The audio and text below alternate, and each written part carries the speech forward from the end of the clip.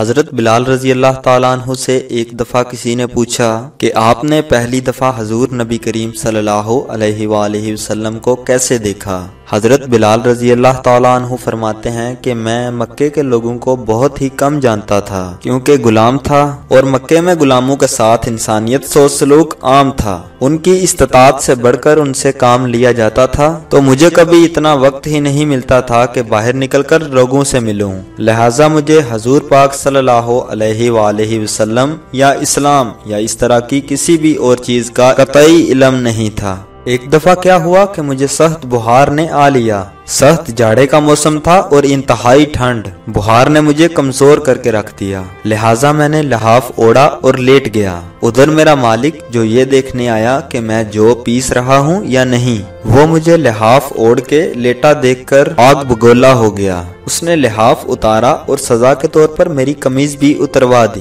اور مجھے کھلے صحن میں دروازے کے پاس بٹھا دیا کہ یہاں بیٹھ کر جو پیس۔ اب سخت سردی اور اوپر سے بخار اور اتنی مشقت والا کام، میں روتا جاتا تھا اور جو پیستا جاتا تھا۔ کچھ ہی دیر میں دروازے پر دستک ہوئی، میں نے اندر آنے کی اجازت دی تو ایک نہایت پرنور چہرے والا نوجوان دروازے میں داخل ہوا کہ جوان کیوں روتے ہو؟ جواب میں میں نے کہا کہ جاؤ تم اپنا کام کرو، میں جس وجہ سے بھی رہوں تمہیں اس سے کیا؟ یہاں پوچھنے والے بہت ہیں لیکن مداوا کوئی نہیں کرتا۔ قصہ مختصر کہ بلال نے حضور کو کافی سخت جملے کہے۔ حضور صلی اللہ علیہ وآلہ وسلم یہ جملے سن کر چل پڑے۔ جب چل پڑے تو بلال نے کہا کہ بس میں نے کہا تھا نا کہ پوچھتے سب ہیں لیکن مداوا کوئی نہیں کرتا۔ حضور پاک صلی اللہ علیہ وآلہ وسلم یہ سن کر بھی چلتے رہے۔ بلال کہتے ہیں کہ دل میں جو ہلکی سی امید جاگی تھی کہ یہ شخص مدد کرے گا وہ بھی گئی، لیکن بلال کو یہ کیا معلوم کہ جس شخص سے اس کا اب واسطہ پڑا ہے وہ رحمت للعالمین ہے۔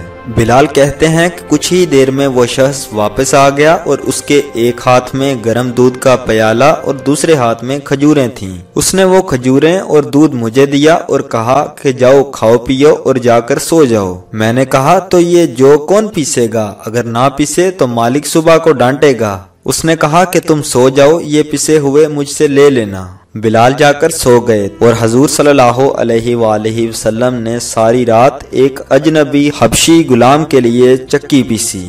صبح بلال کو پسے ہوئے جو دیے اور چل دیے۔ دوسری رات بھی ایسا ہی ہوا، دودھ اور دوا بلال کو دے دی اور ساری رات چکی پیسی، اور ایسا 3 دن مسلسل کرتے رہے جب تک کہ بلال بالکل ٹھیک نہ ہو گئے۔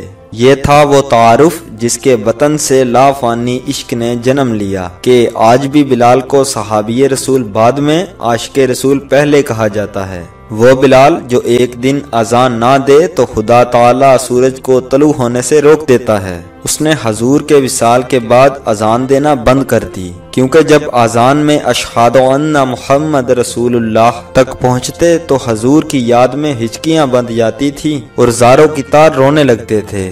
اثار اور اخوت کا یہ جذبہ کتنا طاقتور ہے۔ اللہ تعالی ہم سب کو عمل کی توفیق عطا فرمائے۔ دوستو، چلتے چلتے ہمیشہ کی طرح وہی ایک آخری بات عرض کرتا چلوں کہ اگر کبھی کوئی ویڈیو اچھی لگے تو تھوڑے سے مطالعے کے بعد مزید تھوڑی سی زحمت فرما کر اپنے دوستوں کے ساتھ بھی شیئر کر لیا کیجیے۔ یقین کیجیے کہ اس میں آپ کا بمشکل ایک لمحہ صرف ہوگا، لیکن ہو سکتا ہے کہ اس ایک لمحے کی اٹھائی ہوئی تکلیف کی وجہ سے آپ کی ایک ویڈیو ہزاروں لوگوں کے لیے سبق آموز ثابت ہو۔ جزاک اللہ خیرا۔ السلام علیکم ورحمۃ اللہ وبرکاتہ۔